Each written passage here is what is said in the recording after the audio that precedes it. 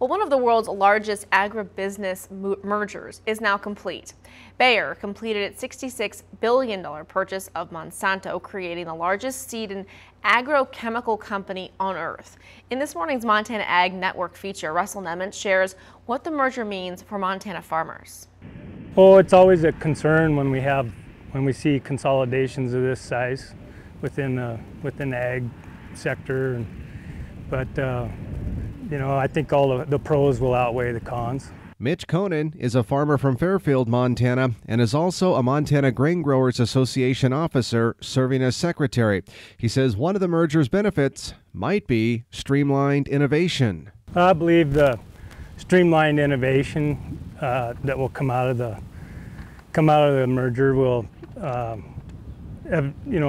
over time will benefit the consumer as a whole and farmers.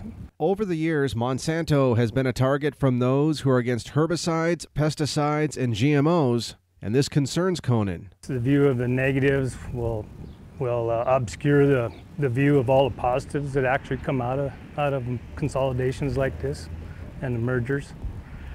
I think it's done for a reason so that the companies can survive. The Bayer-Monsanto merger has certainly grabbed the attention of others across the nation, too.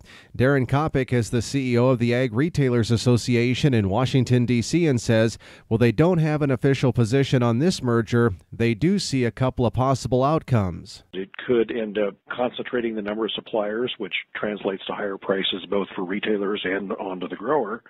That's a possibility.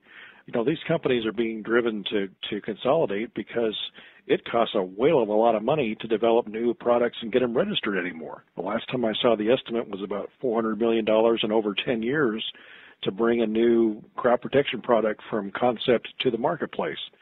And that's only getting harder and more difficult and more expensive. So, that could mean that this will lead to more innovation in the long run. It's just really hard to say. And Conan says in mergers like this, farmers still have a very important role. We're just a conduit between them and the consumers.